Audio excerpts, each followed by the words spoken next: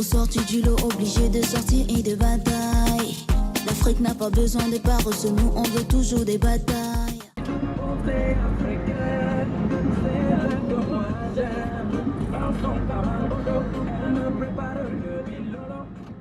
Alors moi c'est Youssouf Ali Mbodou. Je suis un jeune originaire de la ville de Mao. Donc, je suis né à Mao, dans un petit village qui s'appelle Morgom.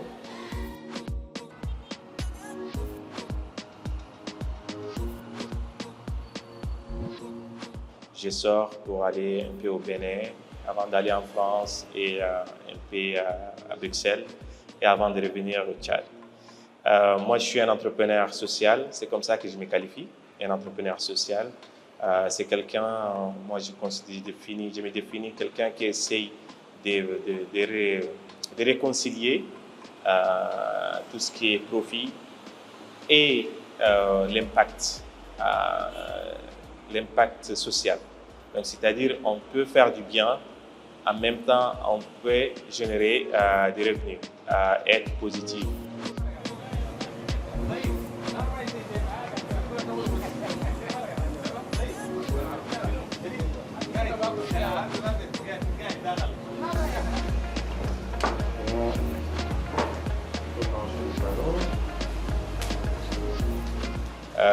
Moi, j'ai fondé la société Courant Diabo, c'est-à-dire en arabe littéralement veut dire l'électricité est de retour, qui est une entreprise sociale qui œuvre dans l'accès à l'électricité pour les ménages à modeste revenu au Tchad.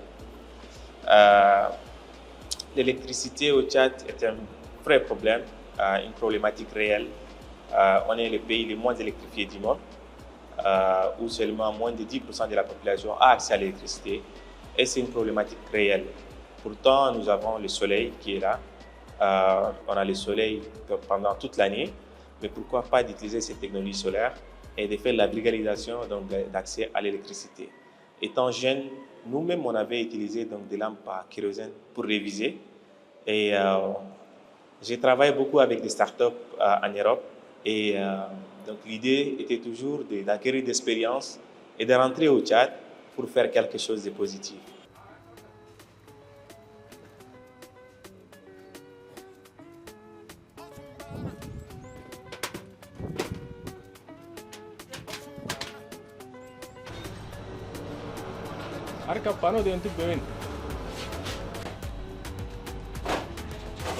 Et là, je me suis dit, bon, allez, solaire, c'est une opportunité première où on peut résoudre un vrai problème avec une solution réelle et on peut mesurer aussi sur le champ. Donc, on s'est dit, moi quand j'étais petit, j'aurais aimé que quelqu'un fasse ça pour moi. Donc, au lieu que moi je révise mes cours avec des lampes à kérosène, etc., qui est quand même dangereux, j'aurais aimé que quelqu'un le fasse pour moi.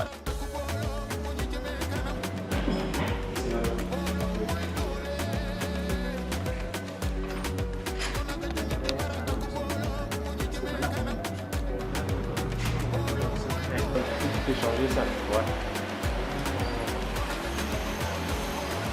Je pense que vraiment nos jeunes, il faudrait qu'ils prennent conscience très tôt, de venir vers des gens qui essaient de faire des choses, de les écouter, de les orienter, parce que nous, on n'a pas eu des orientations.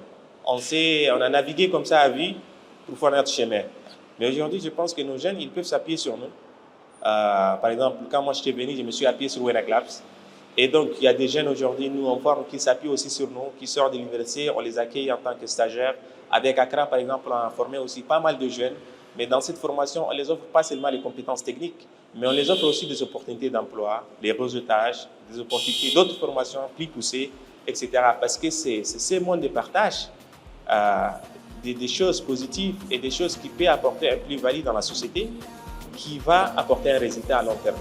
Mais si on passe notre temps à faire de la blague, à s'insulter, à créer de la haine, à faire de la division, je pense qu'on va sombrer. Donc aujourd'hui, on est en phase d'équilibre et il faudrait pencher la balance vers tout ce qui est positif, vers tout ce qui apporte un plus-value. Et je pense que c'est ça les défis aujourd'hui, même nous, on a, d'envoyer un message à la jeunesse, de dire ne faites pas ceci, ne faites pas cela, faites ceci, par contre, faites cela. On peut faire mieux.